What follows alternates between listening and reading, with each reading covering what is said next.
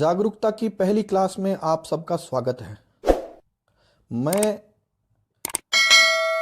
सबको अभिनंदन करता हूं कि जो लोग आज इस क्लास में मेरे साथ जुड़े हैं। जागरूक होने के लिए बहुत ज़्यादा पढ़े लिखे होने की आवश्यकता नहीं है। मैं बहुत सारे ऐसे लोगों को जानता हूं जो या तो 8वीं पास है या 8वीं पास से भी कम है, लेकिन वो समाज में बड़ा बदलाव कर पा रहे हैं, कुछ अच्छा कर पा रहे हैं। अभाव है इस बात का कि अभी हमको जागरूक बनाने के लिए न तो घर में कुछ मिल रहा है, न हमको स्कूल कॉलेज में मिल रहा है, और न ही हमको समाज सरकार ऐसा बता पा रही है कि आइए जागरूक बनिए, आप अपने अधिकारों का इस्तेमाल करिए। ये भी नहीं कर पा रहे। मैं आज एक छोटा सा फॉर्मूला आप सब लोगों को दूंगा जो राजस्थान में कई लोग आजमा चुके हैं। छोटा सा फॉर्मूला है, बहुत कम समय में आप वो सीख पाएंगे जिससे आपका काम सरकारी विभागों में बिना रिश्वत दिए आसानी से किया जा सकता है। एक बार ये फॉर्मूला जब आपके अभ्यास में आ जाएगा तो आप लोग भी इस फॉर्मूले को काम में लेकर सरकारी विभागों से अपना वाजिब काम करा पाएंगे। देखिए, अब जो समय चल रहा है या आने वाला समय है, आप स्वयं जानते हैं कि असली ताकत ब्लैक एंड व्हाइट में है। ब्लैक एंड व्हाइट किसको कहते हैं? व्हाइट पेपर पर ब्लैक शाही का इस्तेमाल करके या कागज और कलम का इस्तेमाल करके जो ताकत क्रिएट की जा सकती है उसका कोई तोड़ नहीं हो सकता। और जिसको इसका ठीक इस्तेमाल आता है वह सबसे बड़ी ताकत है। वही जागरूकता का पैमाना है कि वह व्यक्ति कितना जागरूक है। मैं आपको आज एक उदाहरण से समझा देता हूं कि हमको काम कैसे करना है जिससे सरकारी विभागों में हमको रिश्वत देने की आवश्यकता ही नहीं पड़ेगी। आज हमारे राजस्थान ही नहीं, पूरे भारत में कोई भी सरकारी व्यक्ति, बहुत सारे मैक्सिमम उदाहरण है कि बिना रिश्वत दिए काम ही नहीं करते। लेकिन हम कैसे कर सकते हैं, मैं बता देता हूं। उदाहरण से, किसी भी सरकारी दफ्तर में आपका यदि कोई काम पेंडिंग है और वो नहीं दे रहा है, तो सबसे पहले यह तय करिए कि वह काम करने में सक्षम व्यक्ति कौन है। मान लीजिए कोई एक्स अधिकारी सरकार का सक्षम व्यक्ति है, तो उसको सबसे पहले उस काम के लिए प्रार्थना पत्र लिखिए। प्रार्थना पत्र कागज और कलम का इस्तेमाल करते हुए इस प्रकार से लिखना है कि वह अपनी सारी बात को स्पष्टता कह रहा है कि नहीं कह रहा है, और जिसको कह रहा है उस अधिकारी का पदनाम हमने ठीक लिखा है कि नहीं लिखा है, जो चीज हम चाहते हैं उसको विषय में हमने लिखा है या नहीं लिखा है। इसके अलावा हमारा नाम, पता और संपर्क करने के लिए मोबाइल नंबर हमने ठीक लिखा है कि नहीं लिखा है। जो हम सरकारी अफसर से चाहते हैं वह बात हमने अंत में कि हम चाहते क्या हैं, कि नंबर 1 हम ये चाहते हैं, नंबर 2 हम ये चाहते हैं, नंबर 3 हम ये कार्रवाई चाहते हैं, ऐसा स्पष्टता लिखा है कि नहीं लिखा है। यदि हमने हमारे प्रार्थना पत्र में इन सब बातों का सही ढंग से समावेश किया है तो पहला काम हमने ठीक कर लिया, यह मानिएगा। दूसरा, जो प्रार्थना पत्र हमने लिखा है, बहुत सारी बार हम भूल कर देते हैं, उस प्रार्थना पत्र की प्रति भी नहीं रखते हम लोग। तो पहला फॉर्मूला है कि जो भी प्रार्थना पत्र किसी सरकारी दफ्तर में देंगे उसकी एक प्रति हमेशा हमारे पास होनी चाहिए। सरकारी दफ्तर में हम जब जाकर के यह प्रति देंगे तो 23/4/2015 का राजस्थान सरकार का एक सर्कुलर है, जिसके तहत हर सरकारी दफ्तर उस जो आपकी सेकंड कॉपी है उस पर रिसीव्ड देने के लिए बाध्य होगा। वह सरकारी दफ्तर अपने बोर्ड में भी लिखेगा कि आपका यह प्राप्ति रसीद लेना आपका अधिकार है। तो पहला, आप उस सरकारी दफ्तर में दूसरी कॉपी साथ लेकर जाइए, फोटोकॉपी, अथवा उस पर रिसीव्ड लेने के लिए जिस व्यक्ति को निर्धारित किया गया है उस व्यक्ति के पास जाइए। उस अफसर के पास जाने की जरूरत नहीं है।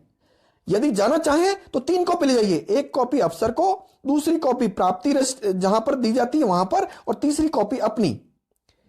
अब आप उसको प्राप्ति रसीद के लिए निवेदन किए, झगड़ा नहीं, निवेदन।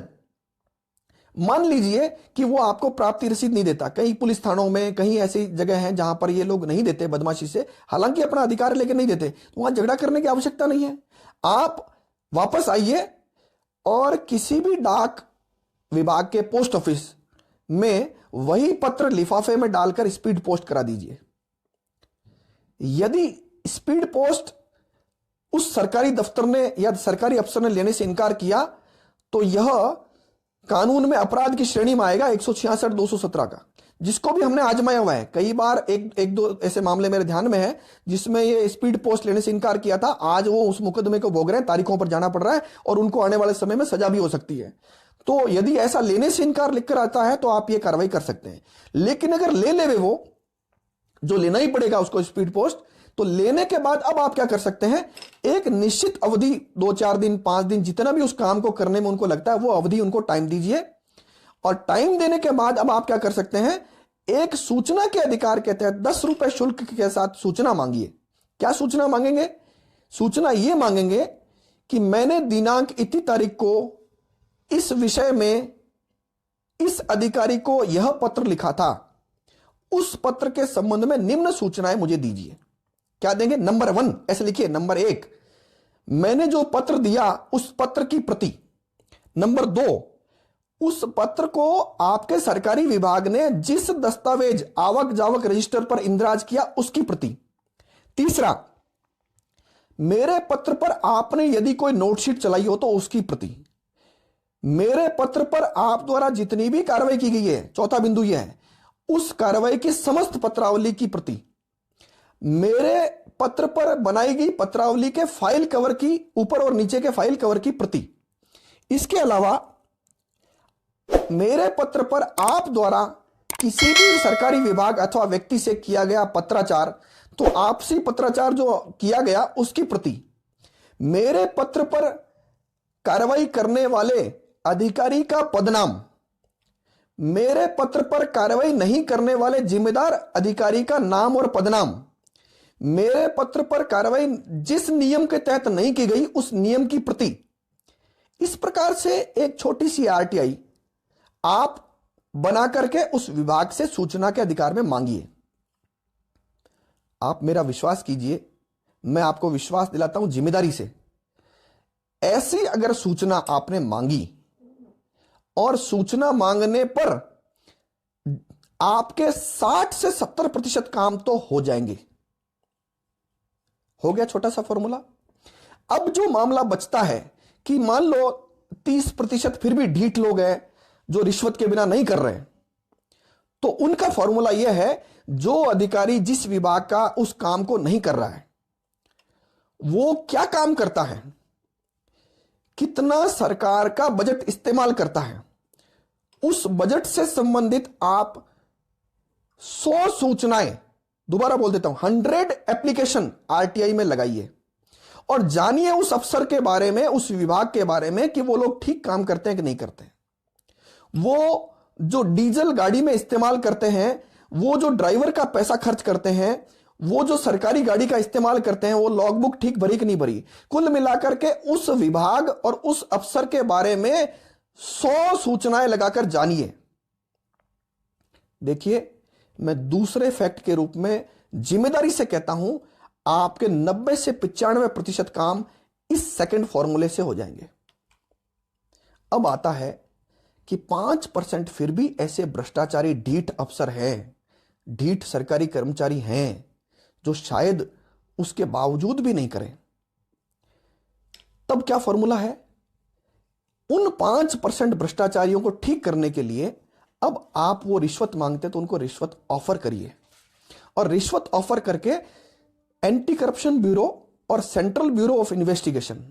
अब आपके सामने सवाल आता है कि एसीबी तो फिर भी राज्य सरकार कर्मचारी कर सकती है, सीबीआई का क्या मामला है?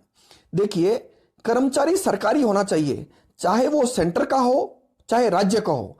अगर कहीं ट्रैप करना पड़ा तो दोनों ही संस्थाएं किसी भी सरकारी कर्मचारी को ट्रैप कर सकती है।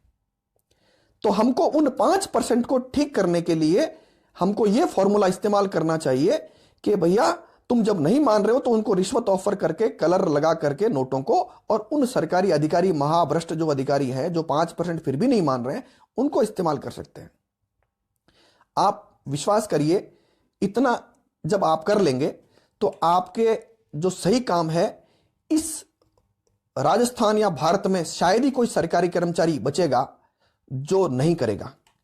इस फॉर्मूले का इस्तेमाल करने में क्या क्या चीजें हैं बता देता हूं आपको। जैसे आज जो मैं आपके सामने जागरूकता की क्लास में आया हूं, इसका एक लॉजिक है। यह काम लेकर अगर मेरे पास कोई आता तो प्रोफेशनली मैं उससे फीस लेता, लेकिन इस देश की मेरे पर कुछ जिम्मेदारियां भी हैं, मेरे कुछ कर्तव्य भी हैं, और देशभक्ति करने का कुछ छोटा सा मौका है कि मैं हर एक नागरिक को जागरूक करूं। अगर राजस्थान में ऐसे जागरूक नागरिकों की संख्या बढ़ जाए जो अपने काम सरकारी अफसर से करा सकें, राजी खुशी से करे तो राजी खुशी से, अथवा उसको बाध्य करके भी करा सके और अपने अधिकारों का इस्तेमाल कर सके, तो यह जिम्मेदारी जो मेरे देश के प्रति है वो मैं पूरी करने आज आपके सामने इस क्लास में आया हूं। देखिए, आज से पहले सूचना के अधिकार पर एक बड़ा हौवा उन भ्रष्टाचारियों ने खड़ा किया जो चाहते हैं कि हर आदमी सूचना नहीं मांगे। यह पहला कानून है जो नागरिकों को मिला है, जिसमें नागरिकों की कोई जिम्मेदारी नहीं है। इससे पहले नागरिकों को कैसे चलना चाहिए, कैसे उनको काम करना चाहिए, उनको अपराध नहीं करना चाहिए, अगर आप कुछ भी नियम तोड़ोगे तो आपको जेल जाना पड़ सकता है, आपको जुर्माना भरना पड़ सकता है। यह पहला देश का ऐसा कानून है जिसके माध्यम से आप अपने अधिकारों का इस्तेमाल कर सकते हैं। सूचना के अधिकार पर या अन्य कुछ कानूनों पर हम जागरूकता की क्लास जो सेकंड थर्ड लगाएंगे उसमें और जानकारी देंगे, लेकिन आज का फॉर्मूला केवल इतना सा है, अपने सही काम को सही सरकारी दफ्तर में प्रार्थना पत्र के माध्यम से भेजिए और उस प्रार्थना पत्र पर सूचना मांगिए, और सूचना मांगने पर आपके काम हो जाएंगे। यदि मान लो फिर भी काम बच जाते हैं तो उस सरकारी दफ्तर और उस सरकारी अफसर से संबंधित कम से कम 100 सूचनाएं मांगिए। मैं विश्वास दिलाता हूं 95% काम आपके फिर भी हो जाएंगे। 5% ढीठ भ्रष्टाचारी जब नहीं करे तो उनको रंग लगा करके नोट देने का जो काम है वो किया जा सकता, क्योंकि वो फिर भी नहीं मानेंगे। देखिए, अब हम इस क्लास के माध्यम से आपके समक्ष जो जिम्मेदारी पूरी कर रहे हैं वो जिम्मेदारी मेरे देश के प्रति है, मेरे राजस्थान के देश के वो नागरिक जो वास्तव में तो मालिक हैं लेकिन अपने मालिक का भाव नहीं जगा पा रहे हैं, उसके लिए मैं आपके सामने उपस्थित हुआ हूं। इस छोटी सी क्लास में कुछ मिनट में मैंने बहुत सारी बात कहने का प्रयास किया है। आपको अगर नहीं समझ में आए तो इसको रिपीट करके आप सुनिएगा। जब रिपीट करके सुनेंगे तो आपके कई सारी समस्याओं के समाधान होंगे। फिर भी इस बात को जागरूकता की क्लास सेकंड, जागरूकता की क्लास थर्ड या इस अभियान बनाकर अपन इस काम को करेंगे ताकि जागरूक नागरिक हर तहसील, हर गांव, हर शहर, हर कस्बे में हो, हर राज्य में हो, तो उसका इन भ्रष्टाचारियों पर भय व्याप्त होगा। और इस काम को करने से न केवल हमारा नॉलेज बढ़ेगा तो हमारे अंदर कॉन्फिडेंस भी बढ़ेगा, और कॉन्फिडेंस बढ़ने के बाद यदि हम हमारा काम करा पाए तो हम हमारे गांव के अन्य जो साथी हैं जो कम जागरूक हैं, कम पढ़े लिखे हैं, उनका काम भी इस जागरूकता के माध्यम से हम करा सकें। ऐसी अपेक्षा आप सब लोगों से मैं भी करता हूं। जिस प्रकार से देश की प्रति मेरी जो जिम्मेदारी थी, जो देशभक्ति का छोटा सा काम था, मैंने किया। अगर आपको यह बात ठीक समझ में आ गई हो तो आप भी इस देशभक्ति का छोटा सा काम अपने अपने क्षेत्र में, गांव में, कस्बे में, अपनी गली में, मोहल्ले में कर सकते हैं। इस पूरी क्लास के बाद मैं आग्रह करूंगा इस बात को समझकर सब लोग इसका इस्तेमाल करें और जागरूक बने, मालिक का भाव जगाएं। मैं आपके सामने ऐसी जागरूकता की क्लास सेकंड लेकर के पुनः उपस्थित रहूंगा, उसकी सूचना पहले से आपको दे दूंगा। धन्यवाद, बहुत बहुत आभार। आप लोगों ने मुझे सुना। आभार, धन्यवाद, जय हिंद।